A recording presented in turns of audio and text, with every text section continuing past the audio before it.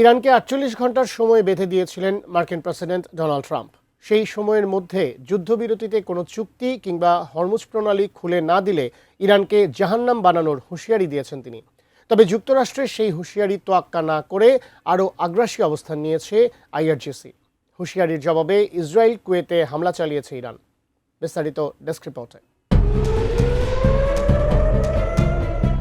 যুক্তরাষ্ট্রের পক্ষ থেকে মধ্যস্থতাকারী দেশগুলোর মাধ্যমে বারবার যুদ্ধবিরতি প্রস্তাব দেয়া হলেও বরাবরই তা প্রত্যাখ্যান করেছে তেহরান।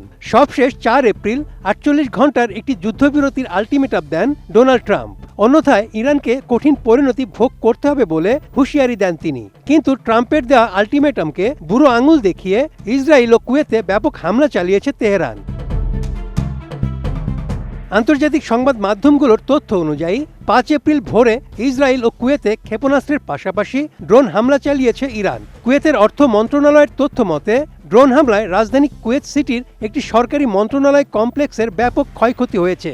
কুয়েত জানিয়েছে ইরানের ড্রোন হামলায় দেশটির দুটি বিদ্যুৎ কেন্দ্র ও পানি লবণমুক্তকরণ কেন্দ্রে বড় ধরনের ক্ষয়ক্ষতি হয়েছে। এতে দুটি বিদ্যুৎ উৎপাদন ইউনিট বন্ধ হয়ে গেছে।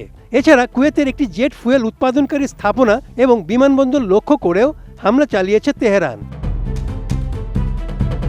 ইসরায়েলি সামরিক বাহিনী এবং বিভিন্ন সংবাদ মাধ্যম জানিয়েছে ইরান থেকে ছোড়া নতুন দফার ক্ষেপণাস্ত্রগুলো ইসরায়েলের উত্তরাঞ্চলীয় শহরগুলোতে আঘাত হেনেছে। নেতানিয়া শহরের আকাশে ক্ষেপণাস্ত্রের গতিপথ ও প্রতিরোধের দৃশ্য দেখা গেছে। কুয়েত ও ইসরায়েল ছাড়াও বাহরাইন এবং সংযুক্ত আরব আমিরাতের জ্বালানি ও শিল্প অবকাঠামোতে ড্রোন ও ক্ষেপণাস্ত্র হামলা হয়েছে বলে খবর পাওয়া গেছে। পাশাপাশি দুবাইয়ে মার্কিন ক্লাউড কম্পিউটিং প্রতিষ্ঠান ওরাকলের একটি ভবন ক্ষতিগ্রস্ত হয়েছে।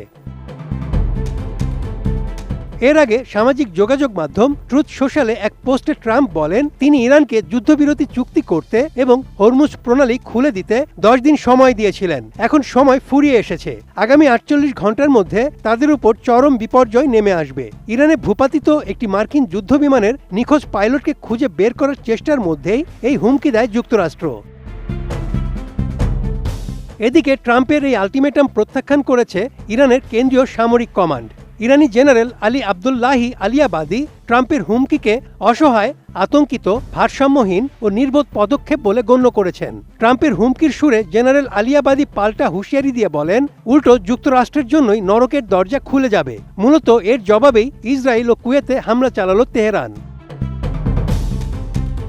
Desk report, ATN news.